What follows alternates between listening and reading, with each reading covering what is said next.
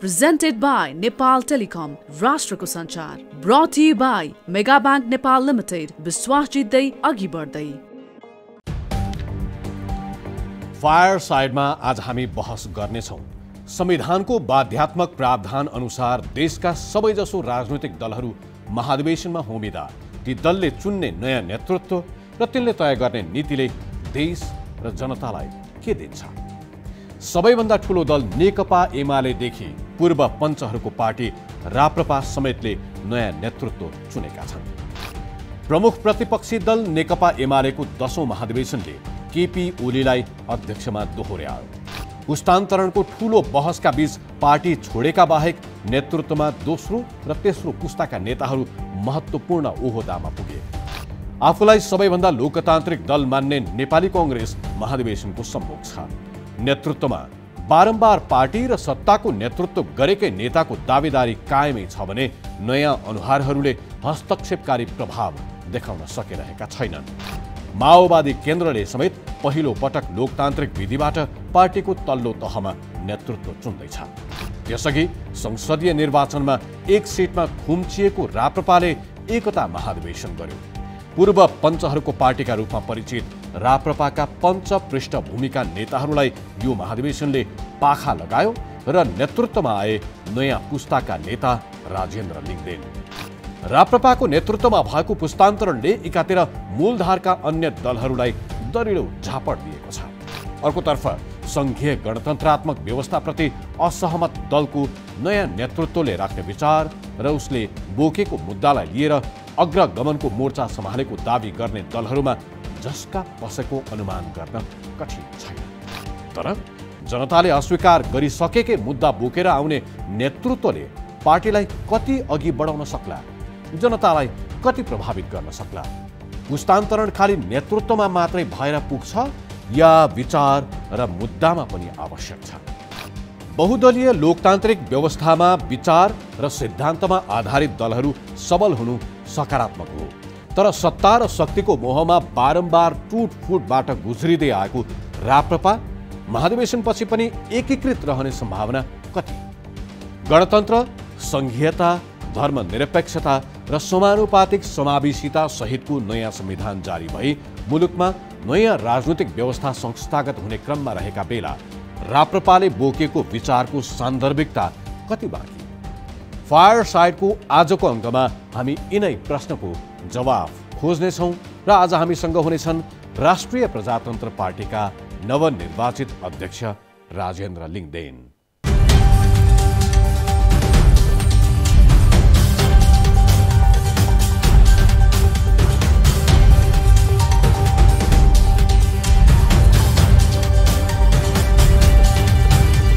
Nepal Telecom presents Fireside. 2074 को प्रतिनिधि सभा निर्वाचनमा निर्वाचित राप्रपाका एक मात्र सांसद लिङ्गदेन पार्टीका पुराना नेतालाई विस्थापित गर्दै नेतृत्वमा आएका पार्टीभन्दा बाहिर पनि लोकप्रियता कमाएका नेता हुन्. लिङ्गदेनजी, स्वागत छ फायर साइडमा. धन्यवाद सुरुपेशी. सबैभन्दा पहिला त बधाई छ, राप्रपाको नवनिर्वाचित अध्यक्ष हुनुभएको छ. हस्, धन्यवाद. 5 थरको लिम्बुको छोरो, संयोगले तपाईँ प्रधान पञ्चको छोरो पनि. झापा आएर गोलधाप बस्नुभयो, झापाबाट सांसदको रूपमा विजयी. अहिले त्यहाँ राप्रपाको त्यति धेरै ठुलो ओज त होइन, सार्वजनिक वृत्तमा पनि त्यति धेरै लोकप्रिय पनि होइन, तर पार्टीमा पुस्तान्तरणका हिसाबले एउटा राम्रो सन्देश गयो भन्ने यो महाधिवेशनले दिइराखेको बेलामा म तपाईँलाई यो निजात्मक प्रश्न सोधिराखेको छु. यसबाट सुरु गरौँ जस्तो लाग्यो. तपाईँलाई आफूलाई व्यक्तिगत रूपमा चाहिँ 56 वर्षको उमेरमा एउटा पार्टीको अध्यक्षका रूपमा विजयी हुँदाखेरि कस्तो अनुभव भइरहेछ? मलाई चाहिँ एउटा गौरवको अनुभूति पनि भइरहेछ. यो एउटा मेरो लागि भुइँ मान्छेले पनि मौका पायो भने देशलाई नेतृत्व गर्न सक्छ, एउटा दिशा र दृष्टिकोण दिन सक्छ भनेर देखाउने मेरो लागि अवसर हो र म यसलाई चाहिँ पूर्ण रूपले उपयोग गर्छु र म गौरवान्वित छु. मूलतः आज भर्खर पदभार पनि ग्रहण गर्नुभयो. पदभार ग्रहण गरिरहँदाखेरि नै हुनुपर्छ सायद तपाईँले यो रातो टिका लगाउनु भएको छ. उम्मेदवारी दर्ता गर्दै गर्दाखेरि तपाईँले भन्नुभएको थियो अब पनि 5 वर्षसम्म पुरानै नेतृत्व रहने हो भने पार्टी समाप्त हुन्छ भनेर उम्मेदवारी दर्ता गर्नुभयो।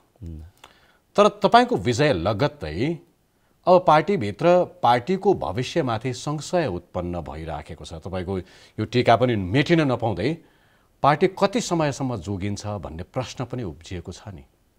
राष्ट्रिय प्रजातन्त्र पार्टी निर्माणको जुन अथवा नवनिर्माणको नवीन राप्रपा निर्माणको अभियानको जुन सिलसिला हामीले प्रारम्भ गरेका छौँ, त्यो अब यस्तो चरणबाट अगाडि बढिसकेको छ कि यसलाई अब कसैले विभाजित गर्न पनि सक्दैन र बाहिर जे आशंकाहरू आएका छन् ती निराधार हुन् भन्ने म यहाँबाट भन्न चाहन्छु। खालि राप्रपा, खास गरी राप्रपा वृत्त बाहिर मात्रै होइन, बाहिर पनि छ त्यो आशंकाहरू। भित्र अझै बेसी के आशंका छ भने पार्टीको महाधिवेशन आयो कि अब राप्रपा फुट्छ, हाम्रो पार्टी किनभने एउटा परम्परा जस्तै जतिचोटि महाधिवेशन भयो त्यतिचोटि राप्रपा विभाजित भयो। त्यस कारणले मलाई महाधिवेशनकै क्रममा पनि धेरै साथीहरूले भन्नुभयो, राजेन्द्र पार्टी चाहिँ फुटाउन पाइन्न है, पार्टी चाहिँ फुट्नु भएन है। यही कुरा सबैको चिन्ताको रूपमा देखेको थिएँ र मैले भनेको थिएँ कि पहिरो जाने पहाड मुनतिर बस्ने मानिसहरूलाई जब बर्खा लाग्छ र सिमसिम पानी पर्न थाल्छ एउटा भय उत्पन्न हुन्छ। ओहो ल अब बर्खा लाग्यो, अब बग्ने क्रम सुरु हुन्छ, को बगिने होला, यस्तो चाहिँ पिर र भय हुन्छ। तर त्यो पहाड पनि त्यसको बग्नेको सीमा हुन्छ। बग्दा बग्दा बग्ने चिजै नरहेपछि के बग्छ?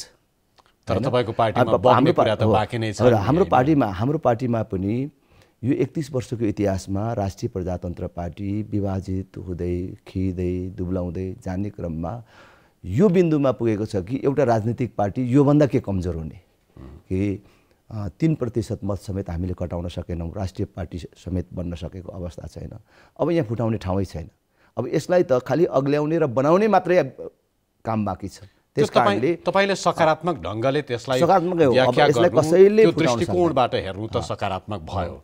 तर तपाईँ अध्यक्षका रूपमा निर्वाचित भइसकेपछि पूर्व अध्यक्ष जो तपाईका प्रतिद्वन्दी पनि हुनुहुन्थ्यो, उहाँका अभिव्यक्तिहरू सुन्ने हो भने र तपाईले शपथ ग्रहण समारोहमा शपथ लिइरहँदाखेरि उहाँको अनुपस्थिति, पदभार ग्रहण गरिरहँदाखेरि उहाँको अनुपस्थिति, यो लगायतका कुराहरू सँगसँगै प्यानलबाट कमल थापा पक्षबाट प्यानलमा विजयी भएका पदाधिकारीहरूको अनुपस्थिति, तपाईँ शपथ ग्रहण समारोहमा तपाईले मन्तव्य दिने क्रममा उनीहरूको अनुपस्थिति, यो सबै कुराले असहयोग त सुरु भयो र गाई गुई सुनिन्छ पनि। तपाईले शपथ ग्रहण गरिरहँदाखेरि बाहिर नयाँ पार्टी दर्ता गर्नका लागि, बनाउनका लागि कसरत पनि सुरु भइसक्यो भन्ने गाई गुई त सुरु भइसक्यो। मलाई त्यस्तो लाग्दैन। हिजो बिहानै सबभन्दा पहिले अरू मेरा शुभेच्छुकहरू र अरू आम मानिसहरूले बधाई दिनुभन्दा अगाडि सबभन्दा पहिलो कल गरेर कमल थापाले मलाई बधाई तथा शुभकामना दिनुभएको छ र धेरै थाकेको कारण र फेरि त्यो व्यवस्थापन पनि कस्तो भने एउटा ट्रान्जिसनल पिरियड थियो। एउटा सचिवालय अब करिब अब को बस्ने भन्ने, सचिवालयमा को रहने भन्ने अवस्था पनि चाहिँ नि टुङ्गो नभएको बेला सचिवालयले त्यो शपथ ग्रहण कार्यक्रमको अथवा महाधिवेशनको खास गरी समापन समारोहको चाहिँ आयोजना गरेको थियो। अब त्यहाँ सचिवालयले नै उहाँहरूलाई खबर गरेको हो। त्यसमध्ये चाहिँ नि निवर्तमान अध्यक्ष कमल थापाले म चाहिँ थाकेको छु, आज आउन्न भनेर भन्नुभयो भन्ने खबर। उहाँले अर्को बैठक चलाइराख्नु भएको थियो होटेलमा। तर त्यसैको कारणले पार्टी चाहिँ फुट्छ भन्ने अर्थ अथवा सहयोग गर्नुहुन्न भन्ने अर्थ लगाउनु चाहिँ हतार हुन्छ।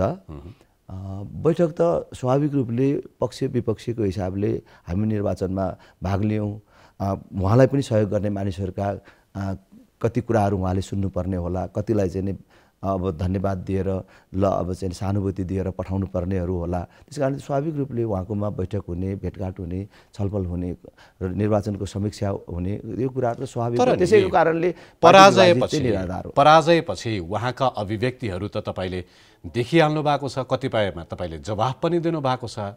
एक हिसाबले हेर्ने हो भने विष वमनको शैलीमा उहाँले अभिव्यक्ति दिनुभएको छ उहाँलाई, र तपाईँले उम्मेदवारी दिइरहँदाखेरि काँचो नेतृत्वलाई म मान्दिनँ, म म सहयोग गर्न तयार छैन भनेर भन्ने अर्का अध्यक्ष पशुपति शमशेर राणा र दुवैका पछाडि लागिरहेका नेता कार्यकर्ताको ठुलो पङ्क्तिलाई तपाईले पार्टीमा कसरी म्यानेज गरिराख्नुहुन्छ भन्ने त आजैबाट सुरु भइसक्यो, हिजैबाट सुरु भइसक्यो नि। अनि काँचो नेतृत्वलाई स्वीकार गर्दिन भनेर त्यो मलाई नै भन्नुभएको हो भनेर अर्थ लगाउनु भएको हो भने पनि त्यो चाहिँ अस्तिको दिनसम्मको कुरा हो, त्यो मतदानसम्मको कुरा हो। त्यसपछि त त्यसो भन्ने निवर्तमान अध्यक्ष पशुपति शमशेर राणा हिजो हाम्रो शपथ ग्रहण समारोहमै सहभागी भएर मैले निर्वाचनको परिणामलाई स्वीकार गर्छु र पार्टी विभाजनको विरुद्धमा म सधैँ उभिन्छु, म सधैँ चाहिँ सक्रिय चाहिँ साथ दिन्छु भनेर सार्वजनिक रूपमा त्यो उत्साहका साथ भाषणै गरिसक्नु भएको छ र भौतिक रूपमा उपस्थित भएर भन्नुभएको कुरा भन्दा त अरू कुनै तर्कले केही काम गर्दैन भन्ने मलाई लाग्छ कि दुई निवर्तमान अध्यक्षहरू डाक्टर प्रकाश चन्द्र लोहनी र पशुपति शमशेर राणाको पूर्ण साथ छ हामीलाई। अब रह्यो कमल थापाको, मलाई लाग्छ निर्वाचनमा उहाँ प्रत्यक्ष रूपले प्रतिद्वन्द्वीको रूपमा सहभागी हुनुभएको हुनाले अनपेक्षित अब उहाँको लागि अनपेक्षित परिणाम आउँदाखेरि एकछिन अब त्यसको के भन्छ सम्हाल्न गाह्रो भयो होइन, त्यसलाई चाहिँ अब आउने प्रतिक्रियाहरू चाहिँ एक दुई दिन अब चाहिँ हुनसक्छ, त्यसलाई स्वाभाविक रूपमा लिने र सहज रूपमा लिने र मैले चाहिँ नि त्यसमा कुनै प्रतिक्रिया व्यक्त गर्नुपर्छ भन्ने मलाई लाग्दैन कि यो पार्टी उहाँहरूले निर्माण गरेर ठुलो विशाल पार्टी त बनाउन सक्नु भएन, तर यसलाई एउटा वैचारिक आधार प्रदान गर्नुभयो, यसलाई एउटा सङ्गठनात्मक स्वरूप प्रदान गर्नुभयो। आज राष्ट्रिय प्रजातन्त्र पार्टी जे छ त्यसमा उहाँहरूको चाहिँ महत्त्वपूर्ण र अग्रणी भूमिका छ। त्यो मान्छेले यो पार्टी ध्वस्त होस् समाप्त होस् भन्ने चाहनुहुन्छ भन्ने लाग्दैन। त्यति मात्र होइन, उहाँले म जस्तो उत्तराधिकारी पनि निर्माण गर्नुभयो नि कि म तपाईसँग उसो त उहाँले पार्टी फुटाएर जानुहुन्छ भन्ने कुरामा पार्टीका कार्यकर्ता पङ्क्तिमा पनि त्यो विश्वास नहोला। उहाँले एकता घोषणा कार्यक्रममै गीतामाथि हात हालेर कसम खानु भएको थियो पार्टी एकता म जोगाइराख्छु फुट्न दिन्न भनेर, तर अझै पनि उहाँका अभिव्यक्तिहरूले संशय उत्पन्न हुने स्थिति पनि भयो र तपाईँहरूको मत परिणाम हेर्ने हो भने पनि त्यति धेरै अन्तर छैन, 41% जति मत त उहाँको पक्षमा छ र उहाँका अभिव्यक्तिहरू यसरी आइरहेका छन् कि पार्टीभित्र उहाँ रहनुहुन्न र पार्टीले उठाइरहेका मुद्दाहरूमध्ये एउटा मुद्दा छोडेर भए पनि सायद उहाँले नयाँ पार्टी खोल्नुहुन्छ कि भन्ने आम वृत्तमा चर्चा छ। मलाई लाग्छ कि त्यो मूर्खतापूर्ण व्यवहार उहाँले गर्नुहुन्न। कमल थापा आजसम्म कमल थापा बन्नुभएकै राज संस्था हिन्दू राष्ट्रको पुनर्स्थापना र सङ्घीयताको अन्त्यको मुद्दाका कारण उहाँ लोकप्रिय बन्नुभएको हो। हामी जो पनि लोकप्रिय बनेका छौँ, यहाँसम्म आइपुगेका छौँ भने त्यही एजेन्डाको कारण नै हामी लोकप्रिय बनेका छौँ र उहाँले यसको विकल्प खोजेर अरू कुनै बाटो रोज्नुहुन्छ म कल्पना पनि गर्न सक्दिनँ र उहाँलाई अब समयभन्दा बलियो चिज अर्को कुरा केही पनि हुँदैन। उहाँको उमेर र समयले पनि अब फेरि जरैबाट नयाँ पार्टी निर्माण गरेर काम गर्ने सुविधा पनि छैन र अर्को पार्टीमा गएर बस्ने सुविधा पनि छैन। त्यसकारणले मैले यो कल्पनै गर्दिनँ कि उहाँले अलग पार्टी निर्माण गर्नुहुन्छ, अलग पार्टीमा जानुहुन्छ। यो चाहिँ यस्तो कुरा गर्नु मात्रै पनि उहाँको अपमान हो भन्ने मलाई लाग्छ। उसो त तपाईँले सकारात्मक भएर आज बोल्नु नै त्यो तपाईँको भूमिकाले पनि जिम्मेवारीले पनि त्यो माग्छ र पनि प्रश्नहरू बाँकी नै छन्। थप अगाडि बढ्ने हो भने निर्वाचनमा महाधिवेशनमा तपाईहरूले एक आपसमा प्रतिस्पर्धा गरिसकेपछि निर्वाचन परिणाम आइसकेपछि पूर्व अध्यक्ष कमल थापाले एउटा गम्भीर प्रश्न पनि उठाउनु भयो। त्यो प्रश्न अलि सार्वजनिक वृत्तमा अलि धेरै बहसमा पनि छ। उहाँले भन्नुभयो राप्रपा पार्टीको यो आन्तरिक प्रतिस्पर्धामा निर्मल निवासले नाङ्गो हस्तक्षेप गर्यो भनेर। एउटा पार्टीमा भइरहेको महाधिवेशनमा दरबारले निर्मल निवासले पूर्व राजाले हस्तक्षेप गरेका हुन्। एउटा पार्टीको सीमाभित्र राख्ने र त्यो पनि पार्टीको महाधिवेशनमा राजालाई तान्ने भन्ने कुरा एकदमै दुःखदायी विषय हो। राज संस्थाको यसमा कुनै पनि प्रकारको हस्तक्षेप र भूमिका छैन। स्वाभाविक रूपले नेपालमा राज संस्था चाहिन्छ भन्ने पार्टीको महाधिवेशन राम्रो होस्, राम्रो नेतृत्व होस् भनेर शुभकामना शुभेच्छाहरू थिए होलान्, तर त्यस प्रकारको यसलाई बनाउने उसलाई बनाउने भन्ने कुनै पनि प्रकारको हस्तक्षेप थिएन। त्यो दुःखद हो र वास्तवमा मेरो चाहिँ आदरणीय नेता हुनुहुन्छ कमल थापा, उहाँको चाहिँ कमजोरी भनेकै चाँडै चाहिँ नि प्रतिक्रिया व्यक्त गर्ने। अब त्यही क्रममा यो प्रतिक्रिया पनि आयो होला भन्ने मैले ठान्छु। 3-4 दिनदेखि म सोसियल मिडियामा छैन। उहाँले भन्नुभएको, कमल थापाले भन्नुभयो जस्तो महाधिवेशनको यो निर्वाचन भइरहँदाखेरि, नेतृत्वको लागि निर्वाचन भइरहँदाखेरि निर्मल निवासको यसमा कुनै हस्तक्षेप छैन। त्यसो भए छैन मात्रै होइन, कसैको निर्मल निवास या कसैको पनि हस्तक्षेप छ भनेर भन्नु भनेको त राष्ट्रिय प्रजातन्त्र पार्टीका ती हजारौँ महाधिवेशन प्रतिनिधिहरू जसले आज नेतृत्व परिवर्तनको पक्षमा मतदान गरे मात्र होइन, नेतृत्व परिवर्तन गरेर नेपाली राजनीतिमै एउटा नयाँ सन्देश के दिए भने राप्रपालाई बुढाहरूको पार्टी, परम्परागत मान्छेहरूको पार्टी, यसले आधुनिकतालाई परिवर्तनलाई आत्मसातै गर्न सक्दैन भनेर जुन अभियोग लगाइन्थ्यो, त्यहाँ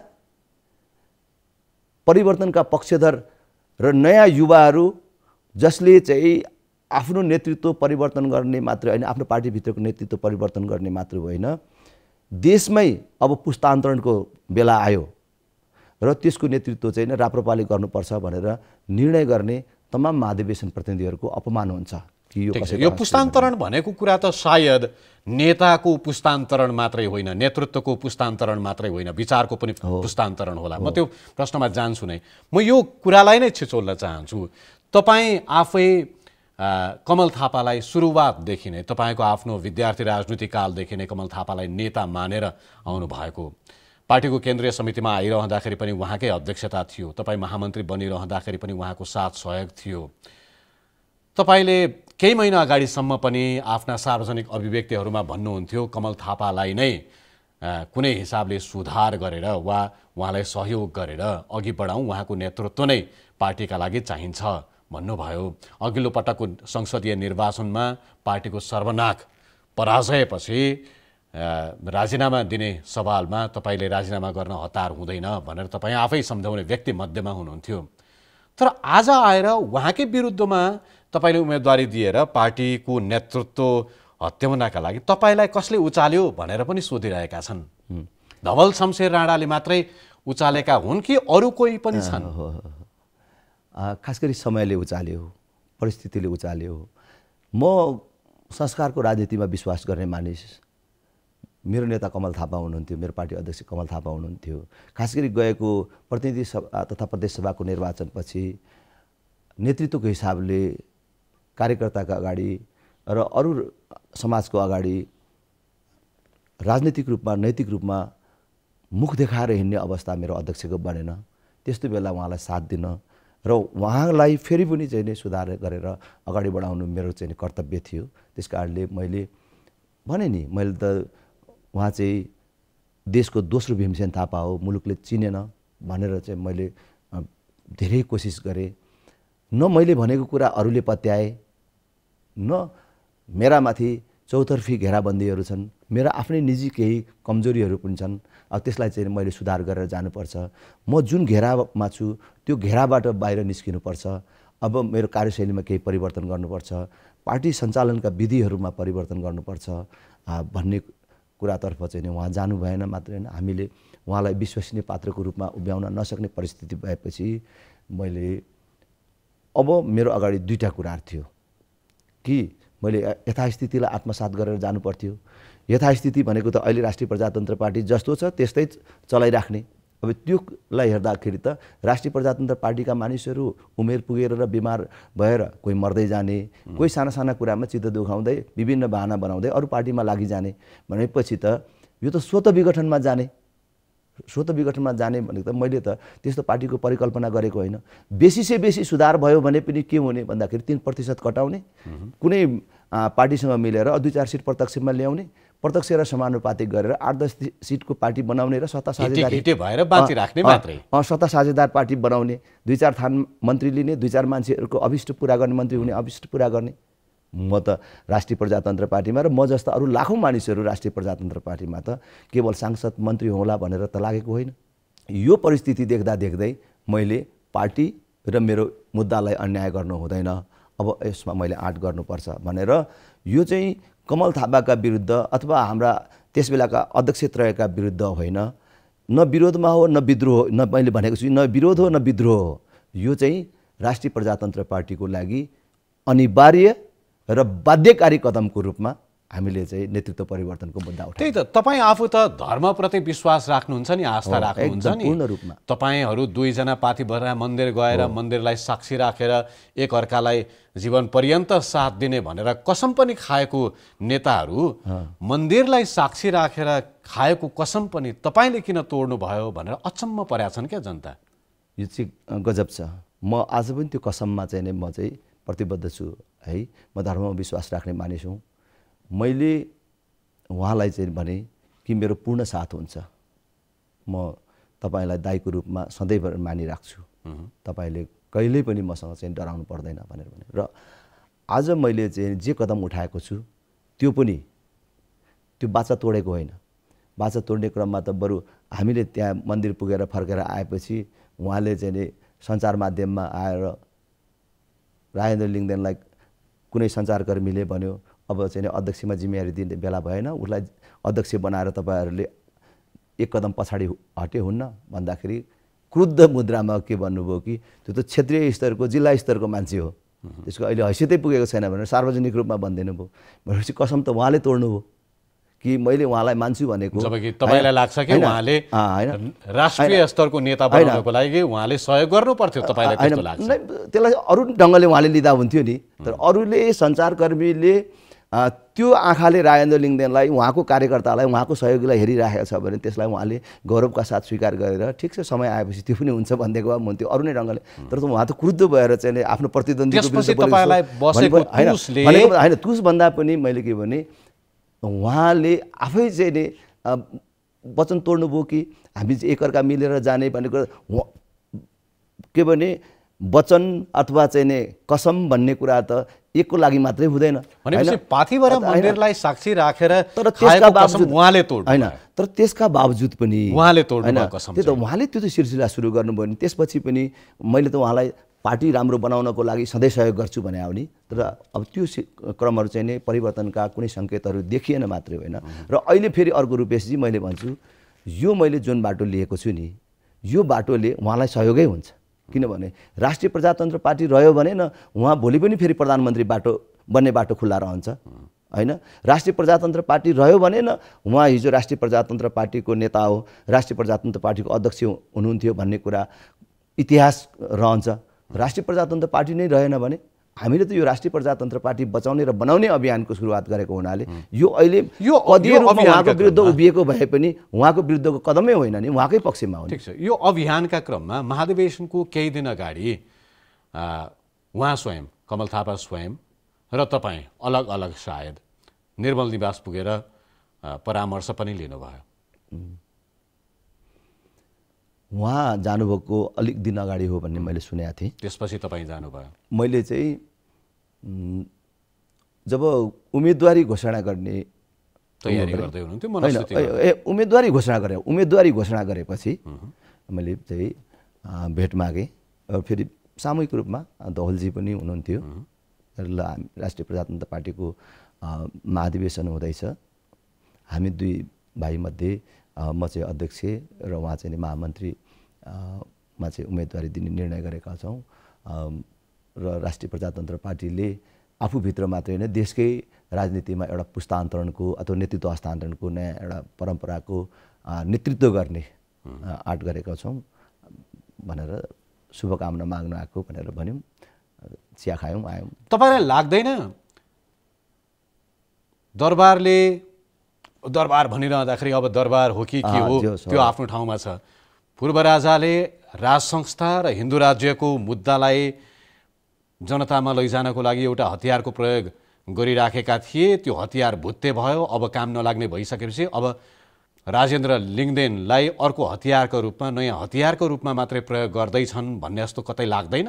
मलाई आज बडो सार्वजनिक मञ्चमै एकदम निर्धक्क साथ भन्छु, मलाई त्यहाँबाट उठ्नु भनेर उम्मेदवार बनाएर म उम्मेदवार बनेको पनि होइन।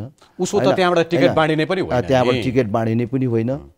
हामी जब राज संस्था चाहिन्छ नेपालमा स्थायित्वका आधारहरूमध्ये राज संस्था हिन्दू राष्ट्र हुन् र यो स्थायित्वको आधार राज संस्था नेपालको अपरिहार्य आवश्यकता हो भनेर हिँड्छौँ भने त्यहाँ सम्बन्ध सम्पर्क राख्नु उचितै हुन्छ। यत्रो महाधिवेशन हुँदा महाधिवेशनमा हामीले यत्रो आँट गर्दै गर्दा त्यहाँको पनि शुभकामना लिनु उचित हुन्छ। जाउँ भनेर गयौँ, त्यसमा मैले लुकाउनु पर्ने कुरा छैन। भोलि पनि भेट हुनसक्छ, भोलि पनि कुराकानी हुनसक्छ, तर त्यहाँको निर्देशन त्यहाँको सल्लाहबाट न पार्टीमा कोही उम्मेदवार बन्छ न पार्टी चल्छ। राजेन्द्र लिङदेन भनेपछि नयाँ हतियार होइन दरबारको? होइन, एकदमै होइन। के भने म त एउटा कन्भिक्सनका साथ नेपाली राजनीतिमा छु र म प्रष्ट रूपले राज संस्थाको पक्षमा छु, हिन्दू राष्ट्रको पक्षमा छु, भ्रष्टाचार मुक्त नेपाल निर्माणको पक्षमा छु। त्यसमा मलाई कसैको निर्देशन भन्दा पनि मेरो अन्तरात्माको निर्देशनबाट, जनताको अभिमतबाट म निर्देशित छु। राजेन्द्र लिङदेन निर्वाचित भइसकेपछि कतिपयले के पनि प्रश्न गरिरहेका छन् भने हुन त दरबार त कुनै न कुनै रूपमा तपाईँहरूले जोडिराख्नुहुन्छ वा जोडिने प्रसङ्ग आइ नै हाल्छ, तर राजेन्द्र लिङदेन निर्वाचित भइरहँदाखेरि उनलाई पार्टीभित्र भन्दा बाहिरबाट पनि कसैले साथ दिएको थियो कि भन्ने प्रश्न पनि उत्तिकै प्रबल रूपमा आइरहेको छ। यही प्रश्न मैले तपाईँलाई गरेँ भने पार्टी बाहिरबाट भने जस्तै तपाईँ कनेक्ट गर्न सक्नुहुन्छ होला, मलाई थाहा छैन। यो किन भनिरहेका छन् मानिसहरूले कि राप्रपामा राजेन्द्र लिङदेन निर्वाचित भइरहँदाखेरि राजेन्द्र लिङदेनलाई पार्टीभित्रबाट मात्र होइन, दरबार त जोडिन्छ नै, त्यहाँभन्दा बाहिर पनि अन्यत्र कुनै शक्तिले पनि साथ दिएको छ कि भनेर सोधिरहेका छन्। सबभन्दा ठुलो पार्टी बाहिरको भनेको लाखौँ यो देशका चाहिँ बुद्धिजीवीहरू, देशभक्त मानिसहरू, धर्मप्रेमी मानिसहरू, उहाँहरूको शुभेच्छा थियो। त्यो सोसियल मिडियामै देखिन्थ्यो। मैले चिनेको नचिनेको नजानेको मानिसहरू संसारभरि जहाँ जहाँ छन् नेपाली मानिसहरू, संसारको जुनसुकै कुनामा बसेर आफ्नो देशलाई माया गर्छन्, उनीहरूले मलाई आशाको नजरले हेरिराखेको कुरा चाहिँ मैले अनुभूत गर्थेँ कि हजारौँ लाखौँ मानिसहरू चाहिँ नि राजेन्द्रले जितोस् भनेर प्रार्थना गरेको चाहिँ नि मैले अनुभूत गर्थेँ। त्योदेखि बाहेक अरूको कुनै सङ्गठित शक्ति समूह कसैको चाहिँ नि औपचारिक अनौपचारिक मैले जान्ने गरी अब कोही लागेको थियो राजेन्द्रले जिते राम्रो हुन्छ भनेर कसैले प्रयास गरिदिइराखेको थियो भने मलाई थाहा छैन। तर त्यसको राष्ट्रिय प्रजातन्त्र पार्टीभित्र प्रतिनिधिहरूमा कुनै प्रभाव रहने कुरा पनि भएन र मैले त्यसको तपाईँको आफ्नो स्वार्थ पार्टी राम्रो होस् भनेर होइन, उनीहरूकै स्वार्थमा भइराखेको हो कि भन्ने संशय हो। म यो प्रश्नमा फेरि पनि आउँछु। त्योभन्दा प्रबल तपाईँले आफैले चर्चा गर्न चाहेको, बारम्बार उठाइरहेको, पार्टीमा पुस्तान्तरण त भयो तर विचार उही पुरातन छ, तपाईँहरूले उठाएको मुद्दा उही पुरातन छ। एक हिसाबले मरिसकेको मुद्दा तपाईँहरूले बोक्दै हुनुहुन्छ। कतिन्जेल टिक्छ पार्टी यसरी? हामीले यो मुद्दा विचारको कुरा त राज संस्था, हिन्दू राष्ट्र पुनर्स्थापना कुरा, संहिता खारेजीको मुद्दालाई तपाईँले चाहिँ भन्नु खोज्नुभएको, यो त आज समाजको सर्वाधिक लोकप्रिय मुद्दा हो। खास गरी त्यसलाई प्राप्त गर्ने कार्यशैली र रणनीतिमा मात्रै चाहिँ नि हामी कमजोर भयौँ।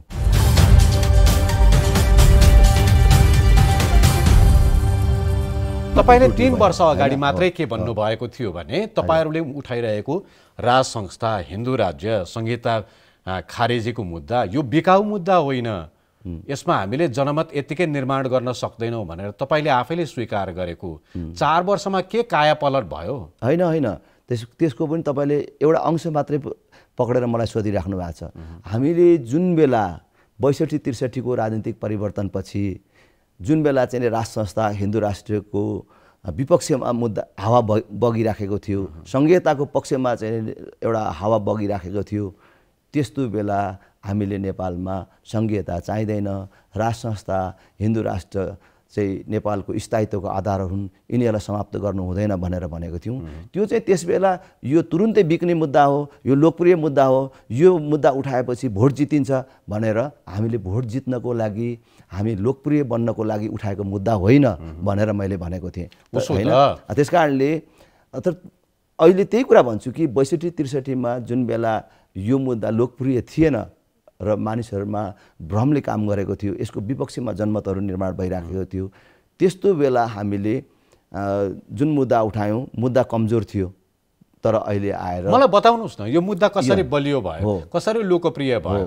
उति बेला 24-25 सिट जित्ने तपाईँहरू आज एउटा सिटमा खुम्चिनु परेको छ। तपाईँ एकैजना मात्र सांसद होइन त? हो, ठ्याक्कै ठिकै भन्नुभयो। हाम्रो अहिले पार्टीमा त्यही कुराको समीक्षा भयो कि हाम्रो पार्टीको मुद्दा चाहिँ लोकप्रिय हुने, हामी चाहिँ किन कमजोर हुने? मुद्दा कसरी लोकप्रिय छ त्यो त्यसका मापदण्डहरू छन्। मुद्दा कसरी स्थापित छ? हो, त्यो मुद्दा किन चाहिँ बलियो छ भने हिजो राजाको कुरा, हिन्दू राष्ट्रको कुरा त केही वर्ष अगाडिसम्म खास गरी 62-63 को राजनीतिक परिवर्तन पछिको लगतैको अवस्थामा त राप्रपा बाहेक राजा चाहियो, हिन्दू राष्ट्र चाहियो भनेर सडकमा आउने र बोल्ने कुनै पार्टी पनि थिएन, व्यक्ति पनि थिएन। तर अहिले पछिल्लो दिनमा आएर राप्रपामा भन्दा ठुलो सङ्ख्यामा, राप्रपामा जति मान्छे छन् तीभन्दा बेसी राप्रपाले आह्वान गर्दा भन्दा ठुलो सङ्ख्यामा मानिसहरू सडकमा। कुन पार्टी होइन, त्यो त पार्टी होइन, आम जनता होइन हो, आम जनता। कहिले देख्नुभयो त्यो जनलहर?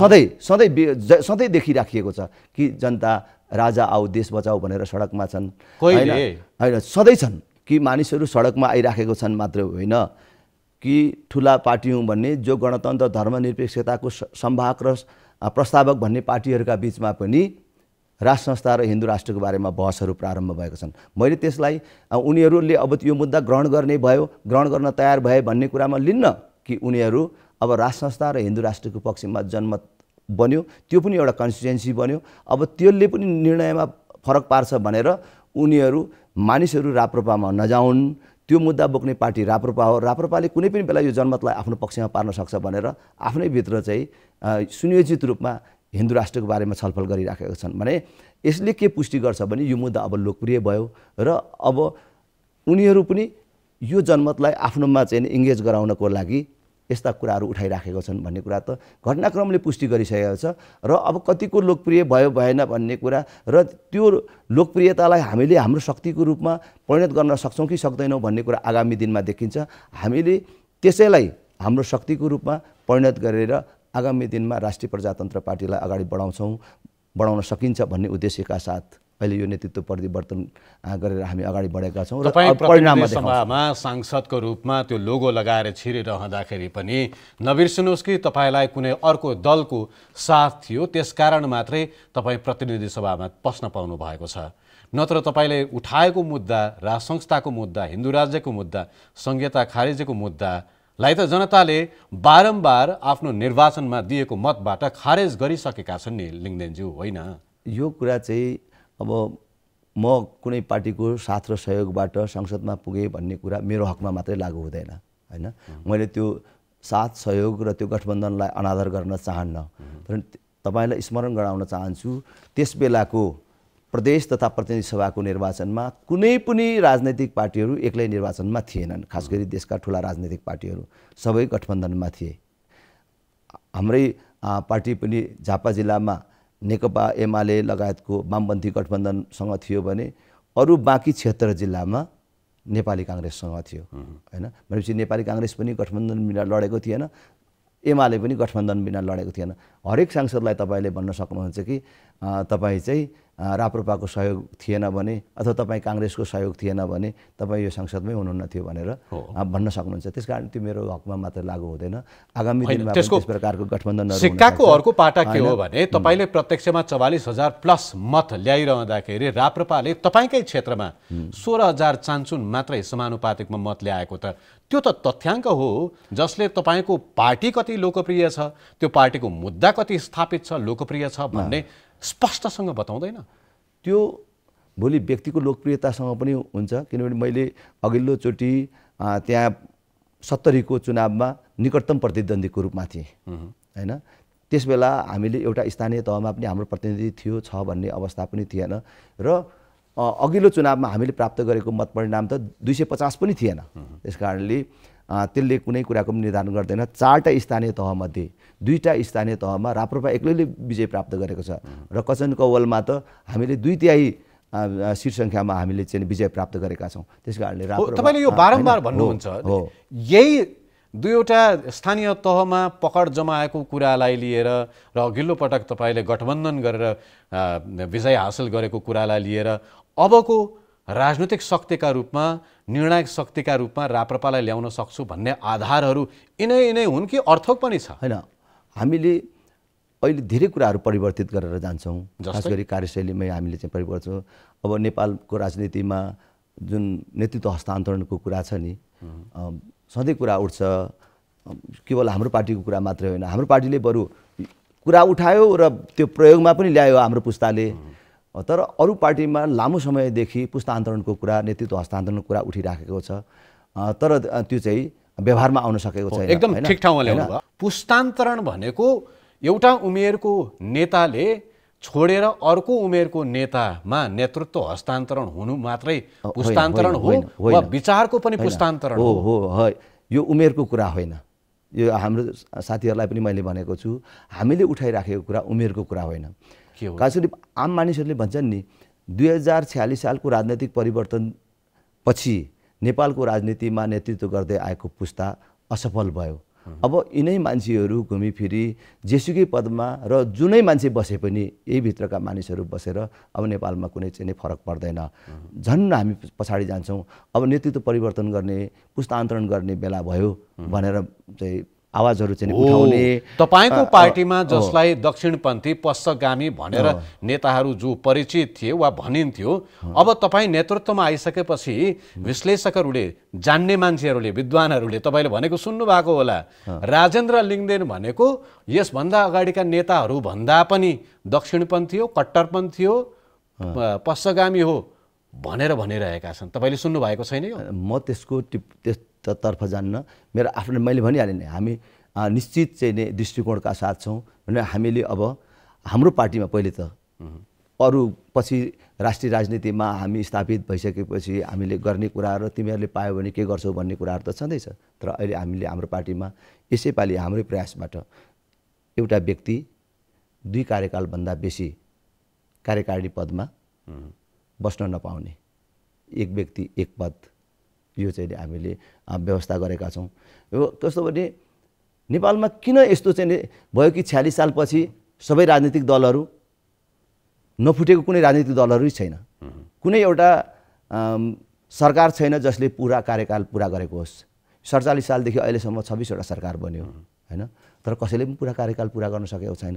त्यसको जडमा के रहेछ भनेर भन्दाखेरि नेपालको राजनीतिक दलहरूको विधान र देशको संविधान स्वयंमा पनि नेतृत्व हस्तान्तरणको कुनै सहज व्यवस्था रहेनछ। एउटा मान्छेले कति वर्षसम्म हुन पाउने र कतिचोटि हुन पाउने भन्ने कुरा छैन। त्यसकारणले हामीले अब हाम्रोमा के सुरुवात गर्छौँ भन्दाखेरि अहिले नेतृत्व परिवर्तन गरेर अरू राजनीतिक दलहरूलाई देशको राजनीतिमा एउटा हामीले स्थान बनायौँ अथवा अरू राजनीतिक दलहरूलाई दबावको सिर्जना गऱ्यौँ भन्ने कुरा मात्र होइन, अब व्यवहारमै पनि हाम्रो पार्टीमा अब नेतृत्वको लागि लडाईँ नहुने व्यवस्था। अध्यक्षज्यू, मैले तपाईँलाई सोध्न चाहेको सायद तपाईँले बुझ्नु भएन। कान्तिपुर दैनिकमा कान्तिपुरका पत्रकार दुर्गा खन्नालले एउटा टिप्पणीमा तपाईँ लक्षित एउटा प्रश्न गर्नुभएको छ, तपाईँले पढ्नु पनि भयो होला। मरिसकेको राजतन्त्र ब्युताउने मिसनभन्दा राष्ट्रवादी एजेन्डा बोकेर एउटा दलको रूपमै राप्रपालाई लैजान सके लिङ्गदेनको विजय अर्थपूर्ण हुन सक्छ, नत्र थापाको ठाउँमा लिङ्गदेन आउनुको के फरक हुन्छ र? प्रश्नको निचोड के हो भने पुस्ता मात्रै फेरेर भयो त विचार फेर्नु पर्दैन, उही पुरातन विचार राखेर हुन्छ। अब यो कार्यशैलीमा हैन, विचारमा हामीले चाहिँ परिवर्तन गरेर जान्छौँ। विचार भने राज संस्थाको कुरा गर्दाखेरि जो हाम्रो सङ्कीर्ण दृष्टिकोण छ नि केही बुद्धिजीवीहरूको, त्यसमा म फेरि पनि प्रश्न पार्न चाहन्छु। हामीले परम्परागत राज संस्था भन्दा पनि राष्ट्रिय एकताको प्रतीक रूपमा राज संस्थाको परिकल्पना गरेको होइन। मैले धेरै ठाउँमा भनिसकेको छु कि नेपाल जस्तो भूराजनीतिक परिस्थिति भएको देश, जहाँ उत्तरमा चीन जस्तो विशाल देश जसको चाहिँ विश्वमा महाशक्तिको रूपमा उसको उदय र विकास भइराखेको छ, त्यसै गरेर दक्षिणपट्टिको विशाल भारत, यो देशको सार्वभौमिकता राष्ट्रिय अखण्डता सधैँ खतरामा छ। त्यसकारणले राज संस्था पश्चगमनको प्रतीक होइन, दक्षिणपन्थको प्रतीक होइन, राज संस्था एकताको प्रतीक हो र राज संस्था नेपालको स्थायित्वको आधार हो। जनताले नै राज संस्थालाई 15 वर्ष अगाडि निकालेका हुन् नि, होइन? त्यो तथ्य त बिर्सिन भएन नि। त्यो तपाईले भनिरहेको जनता र हामीले देखिरहेको जनता फरक हुन्। तपाईले देखेको जनता कुन थाहा छैन, तर नेपालमा जनताले राज संस्थालाई गलत्याए कि विदेशीहरूको योजनामा प्रायोजनमा यी सब कामहरू भए भन्ने कुरा तपाईहरू जस्तो बुद्धिजीवी साथीहरूले बिर्सनु हुँदैन। दिल्लीमा भएको 12 बुँदे सहमति र त्यसको जगमा टेकेर जुन जनआन्दोलन भयो र जुन निर्णयहरू चाहिँ देशमा भए त्यसको के प्रभावहरू छन्, त्यसको चाहिँ दुष्परिणामहरू के हामीले चाहिँ बिहोरी राख्नु भएको छ, यसलाई चाहिँ हामीले बिर्सनु मिल्दैन। र नेपाली जनताले राज संस्थालाई पाखा लगायो, नेपाली जनताले हिन्दू राष्ट्र समाप्त गर्यो भन्ने भ्रमपूर्ण कुराहरूमा म सहमत हुन्न। तपाईलाई अझै पनि लाग्छ है राज संस्था फर्किन्छ, हिन्दू राज्य फेरि हुन्छ भनेर? अनि यो विश्वास कसरी आउँछ? यस्तो कुरा हो, राज संस्था कहिले फर्केला, हिन्दू राष्ट्र कहिले फर्केला, मलाई त विश्वास छ कि चाँडै फर्किन्छ, त्यो पुनर्स्थापित हुन्छ। तर कहिले फर्किन्छ यो तिथिमितिको कुरा भन्दा पनि राज संस्था र हिन्दू राष्ट्र, फेरि पनि दोहोऱ्याएर भन्छु, कुनै व्यक्तिलाई राजा बनाउने अथवा कुनै जात विशेषले मान्ने धर्मलाई नेपालमा स्थापित गर्ने भन्ने कुरा मात्रै होइन, राज संस्था र हिन्दू राष्ट्र नेपाली जनताको एकता र स्थायित्वको आधार हुन् र यसलाई हामीले बिर्सनु हुँदैन। र नेपालको स्थायित्वको आधारलाई मजबुत गर्ने, अहिले हामीले भनेको छौँ, नयाँ हिसाबले भनेका छौँ कि राष्ट्र प्रमुखको रूपमा राज संस्था, जनताले प्रत्यक्ष रूपमा निर्वाचित गर्ने कार्यकारी प्रधानमन्त्री, पूर्ण समानुपातिक संसद, सांसदले मन्त्री हुन नपाउने र भ्रष्टाचार मुक्त नेपाल निर्माण गर्ने, संवैधानिक अङ्गहरूमा दलले भागभण्डाको आधारमा होइन, योग्यता क्षमताको आधारमा नियुक्ति गर्ने, राज्यले दिने सेवा सुविधाहरू जातलाई होइन गरिबलाई दिने व्यवस्था गर्ने, यो नयाँ मोडेलबाट हामीले देशलाई अगाडि लान सक्यौँ भने मलाई लाग्छ कि अहिलेको सबै व्यथितिहरूको चाहिँ अन्त्य हुन्छ र सबैको सहभागिता पनि रहन्छ। कसैले पाखा परेको र उपेक्षित भएको महसुस पनि गर्नु पर्दैन, कुनै शक्ति पनि चाहिँ बाहिर हुँदैन र वैदेशिक हस्तक्षेपको पनि सदाको लागि चाहिँ अन्त्य हुन्छ भन्ने मलाई लाग्छ। ठिक छ, अब यो देशको स्थिरताको कुरा गरिरहँदाखेरि तपाईँको पार्टी नै स्थिर हुन्छ कि हुँदैन भन्ने प्रश्न फेरि पनि छ। म फेरि एकचोटि पार्टीभित्र प्रवेश गर्छु। पार्टीमा निर्वाचित पदाधिकारीहरू हेर्ने हो भने तपाईँको प्यानलका भन्दा बढी कमल थापाको प्यानलका धेरै हुनुहुन्छ। अब त्यो पार्टी कसरी मिलाएर लानुहुन्छ भन्ने पनि छ। पार्टीमा मनोनयन गर्नुपर्ने केन्द्रीय समितिमा सदस्यहरू पनि छन्, महामन्त्री, त्यसै गरी सहमहामन्त्री लगायतका धेरैवटा पदमा मनोनयन गर्नुपर्ने स्थिति पनि छ, जहाँ तपाईँ एक्लैले निर्णय गरेर पुग्दैन, जहाँ कार्य सम्पादन समिति, संसदीय समिति लगायतका जे समितिहरू छन् जसमा कमल थापा, पशुपति शमशेर राणा लगायतका नेताहरू अझै पनि सदस्य हुनुहुन्छ, उहाँहरूको असहमतिमा तपाईँले नियुक्त गर्न सक्नुहुन्न, मनोनयन गर्न सक्नुहुन्न। कसरी मिलाउनुहुन्छ? सबै मिलाएर लान्छु। कसरी? त्यसमा चाहिँ पहिलो कुरा त हिजो हामीले आन्तरिक प्रतिस्पर्धामा को कसको सूचीमा थियो त्यो भृकुटी मण्डपमै अब सकियो। अब हामी एकै ठाउँ छौँ कि पदाधिकारी बन्ने क्रममा, निर्वाचन जित्ने क्रममा दुई प्यानल भएर लडे पनि हाम्रोमा अब परम्परागत गुट छैन। बरु अस्तिसम्म के थियो भन्दाखेरि राष्ट्रिय प्रजातन्त्र पार्टीको कार्यकर्ताहरूले यो 31 वर्षदेखि राष्ट्रिय प्रजातन्त्र पार्टीको कार्यकर्ता बन्न पाएको थिएन, व्यक्तिको अथवा नेताको कार्यकर्ताको रूपमा थियो। धेरै अगाडिको कुरा गर्ने हो भने पार्टीको कार्यकर्तालाई चिन्दाखेरि यो थापाको मान्छे हो भनेको सूर्यबहादुर थापाको मान्छे हो भनेर, यो चन्दको मान्छे हो भन्थे। अलि पछि आएपछि यो पशुपति शमशेरको मान्छे हो, यो लोहनीको मान्छे हो। अर्कोको कुरा गर्यो भने यो त कमल थापाको मान्छे हो भन्ने थियो भने यो भृकुटी मण्डपमा जो महाधिवेशन सम्पन्न गरेर हामी बाहिर निस्क्यौँ, अबबाट चाहिँ नि बल्ल अहिले राप्रपाको कार्यकर्ताहरू राप्रपा कार्यकर्ता भएर फर्केका छन्। त्यसो हो, अझै पनि तपाईँको उपाध्यक्षमा बुद्धिमान तामाङ, ध्रुवबहादुर प्रधान, महिला उपाध्यक्षमा रोशन कार्की, उहाँ तपाईँको पक्षका होइनन्। होइन मेरो पक्ष किन चाहियो? मेरो पक्ष जो विजय हुनुभएको छ तपाईँको समूहको होइन, उहाँले त सार्वजनिक सञ्चार माध्यममै अब लिङ्कडिनले कसरी पार्टी चलाउनुहुन्छ हेरौँला पनि भन्नुभएको छ। अनि अरू 179 सदस्य त्यो कार्य समितिमा 30% हाराहारी मात्रै तपाईँको उपस्थिति छ, तपाईँको पक्षको उपस्थिति छ, बाँकी उतैको पक्षको हो नि, होइन? यी सबै अतिरञ्जित प्रचारहरू हुन्।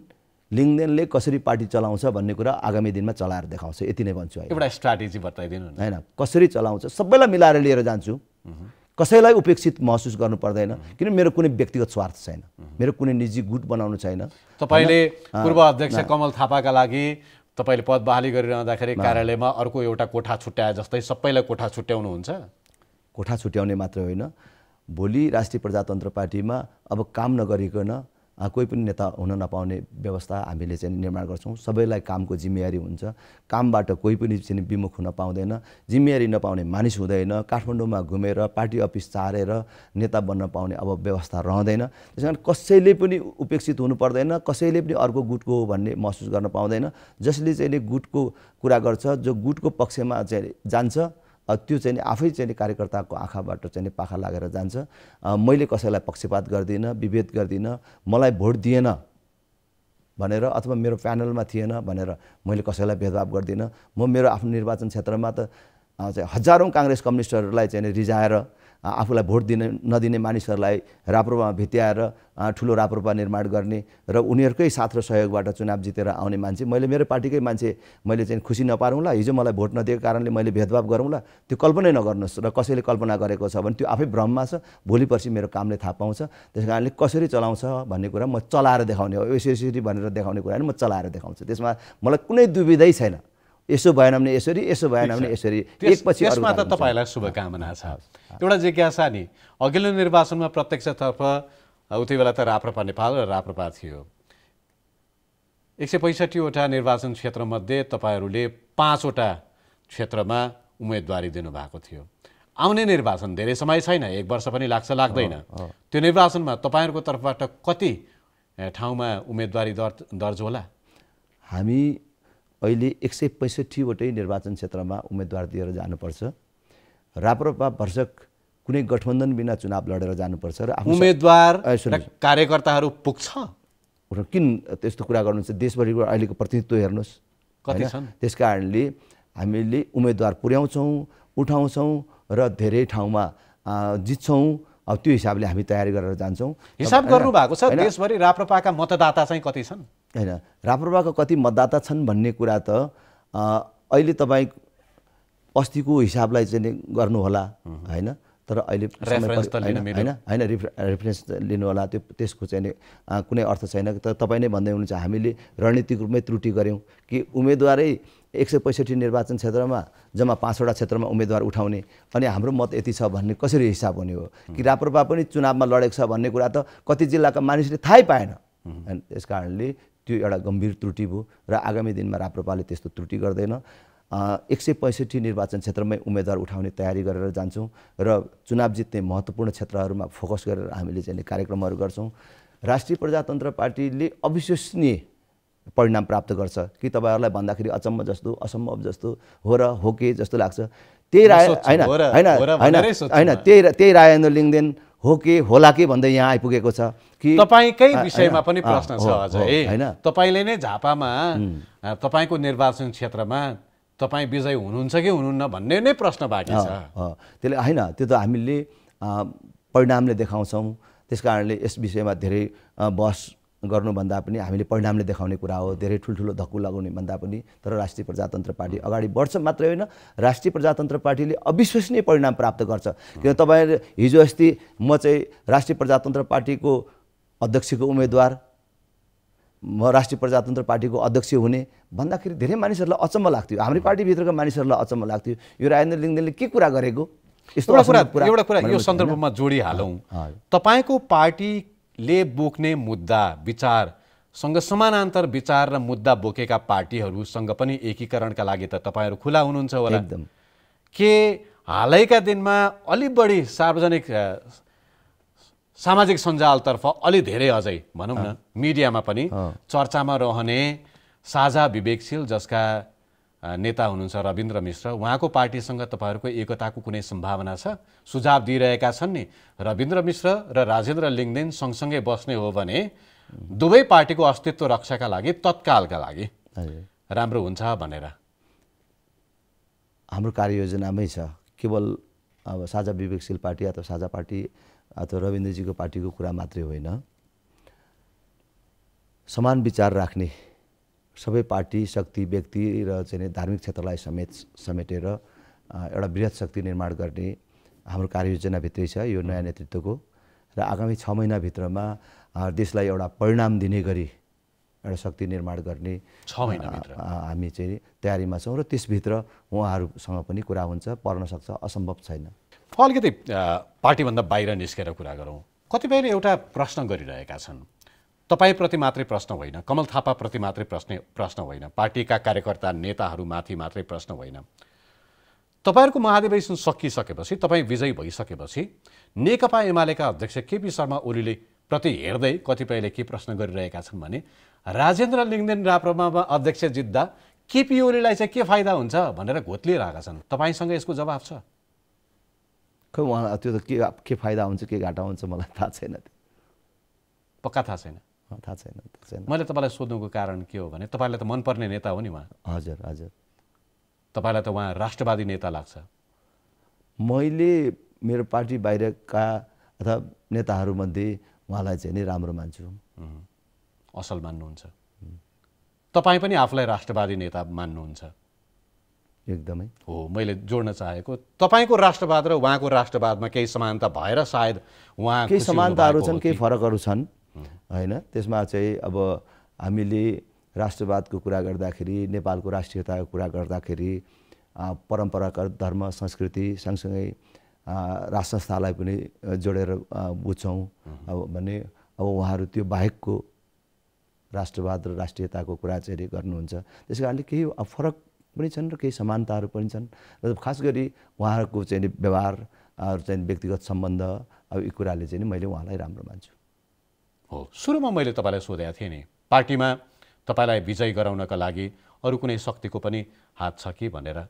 जोडेको चाहिँ कतिपयले नेकपा एमाले प्रति यो बिचमा चाहिँ भेटघाट सम्पर्कसम्म पनि भएको छैन।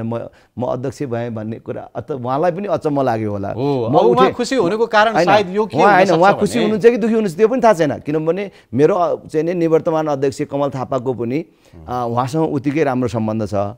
अझ चाहिँ नि उहाँले चाहिँ अझै धेरै राम्रो सम्बन्ध राख्नु भएको छ, उहाँहरूको विशेष सम्बन्ध छ। त्यस कारणले म अचानक उम्मेदवार भएर मैले चाहिँ कमल थापालाई पराजित गरेको कुराले उहाँ दुखी हुनुहुन्छ कि म उठेको कुरै उहाँले थाहा पाउनुभयो कि भएन, परिणाम त अब त थाहा पाइसक्नु, अहिले त थाहा नपाउने कुरा भएन। तर म उम्मेदवार बनेकै कुरा उहाँले थाहा पाउनुभयो कि भएन मलाई थाहा छैन। मेरो चासो नि तपाईँ निर्वाचित भइसकेपछि अब नेकपा एमालेलाई आफ्ना अन्य प्रतिस्पर्धीहरूलाई पराजित गर्नका लागि तपाईँको प्यानलबाट विजय भएका जो अलि प्रभाव राख्न सक्ने नेताहरू हुनुहुन्छ, जस्तो बाँकेमा धवल शमशेर राणा, यता चितवनमा विक्रम पाण्डे, उहाँहरू सहित एक खालको गठबन्धन भयो भने नेकपा एमालेका लागि अलिकति बलिया प्रतिस्पर्धीहरू जो छन् उनीहरूलाई हराउनका लागि सजिलो होला कि भनेर सोच्नु भएको होला कि? यो चाहिँ हतार हुन्छ। मैले अघि नै भने राष्ट्रिय प्रजातन्त्र पार्टीले गएको निर्वाचनमा गठबन्धनको नाममा नेपाली काङ्ग्रेससँग जो खास गठबन्धन गर्यो बाँकी 76 जिल्लामा अत्यन्तै त्रुटिपूर्ण भयो। 4 सिट लिएर काङ्ग्रेससँग, बाँकी सबै सिट काङ्ग्रेसलाई छोडेपछि राप्रपाको के अभिगत भयो तपाईँहरू सबलाई थाहा छँदैछ।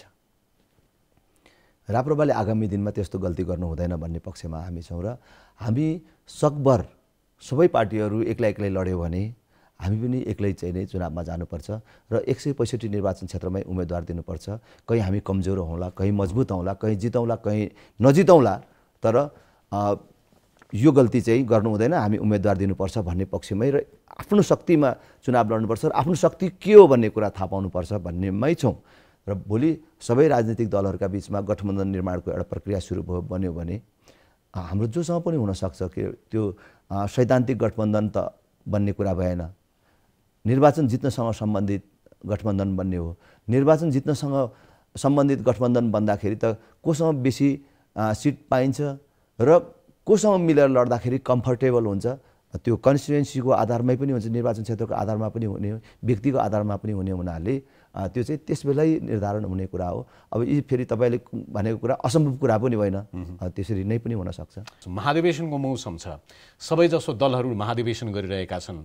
विचार नीतिमाथि केही कदम छलफल बहस भए पनि मूल रूपमा नेतृत्व चयनमा उनीहरू केन्द्रित छन्। तपाईँको पार्टीमै पनि करिब त्यही नै भयो। नेकपा एमाले नयाँ नेतृत्व चुन्यो, पुरानैलाई दोहोर्याएर। माओवादीले पनि एक हिसाबले तल अधिवेशनहरू गर्दैछ। नेपाली काङ्ग्रेसको आसन्न महाधिवेशन छ, नेतृत्वका लागि रस्साकस्सी बढी छ। मलाई बताइदिनुहोस्, नेपालका राजनैतिक दलहरूले यसरी महाधिवेशनबाट चुन्ने नयाँ नेतृत्व र अलिअलि हुने नीतिमाथिको बहसले नेपाली जनतालाई र देशलाई साँच्चै दिन्छ चाहिँ के? अब वैचारिक हिसाब किताबले सबै पार्टीका विचारहरू आफ्नो ढङ्गले सुन्दर छन्, त्यसमा कुनै टिप्पणी छैन। तर मुख्य कुरा चाहिँ नेतृत्व नै रहेछ, चाहे दुनियाँका देशहरूको निर्माण प्रक्रियामा होस् र हाम्रैमा पनि। र नेतृत्व चाहिँ एउटै नेतृत्व अब सधैँ आइराख्ने र परिवर्तनको कुनै सन्देश नदिने र परम्परागत ढङ्गमै काम गरिराख्ने जुन हाम्रो प्रचलन छ, घुमिफिरी त्यही नेतृत्वले गर्दाखेरि अनि गर्नुपर्ने कामै यही हो जस्तो लाग्ने त्यो नेतृत्वलाई पनि। र अरूले पनि देख्दाखेरि यो नेतृत्वले अथवा अध्यक्ष भन्नेले पार्टी नेताले गर्नुपर्ने भन्ने कामै यही हो, त्यही गरिराखेको छ भन्ने जस्तो हुन्छ। गुट निर्माण गर्ने कुरा होस् अथवा चाहिँ नि भ्रष्टाचारमा संलग्न हुने कुरा होस्, सबै कुरा चाहिँ नि एउटा परम्परागत जस्तो भएको छ। र म चाहिँ के आह्वान गर्छु कि अन्य पार्टीका साथीहरूलाई पनि कि अब नेपालको राजनीति नयाँ दिशामा हामीले लैजानुपर्छ, नयाँ ढङ्गले लैजानुपर्छ, परम्परागत शैली र ढाँचाबाट परिवर्तित भएर जानुपर्छ। हामी राष्ट्रिय प्रजातन्त्र पार्टीले एउटा नयाँ सिलसिलाको प्रारम्भ गरेका छौँ। नीति सिद्धान्त विचारको हिसाबले सबै पार्टीहरू राम्रा छन्, तर कार्यशैलीले चाहिँ महत्त्वपूर्ण अर्थ राख्छ। र अब नीति सिद्धान्त विचारहरूमा पनि अब केही फरकहरू आधारभूत अब चाहिँ फरकहरू पनि छन्, अब त्यसमा सहमति असहमतिका कुराहरू पनि छन्। तर तीलाई प्राप्त गर्ने जुन माध्यम हो त्यसमा चाहिँ मूल चाहिँ नेतृत्वै रहेछ। त्यस कारणले अब नेपालको राजनीतिमा अब नेतृत्व परिवर्तन अथवा पुस्तान्तरणको एउटा चाहिँ समय आयो र अब जबरजस्त यसले प्रवेश गरेको छ र अब यसको प्रभाव चाहिँ अन्य पार्टीहरूमा पनि देखिन्छ भन्ने मलाई लाग्छ। हस्, तपाईँलाई हाम्रो तर्फबाट शुभकामना पनि छ। फेरि एकपटक बताएँ, समय दिनुभएकोमा धेरै धेरै धन्यवाद। हस्, तपाईँलाई पनि धेरै धेरै धन्यवाद छ।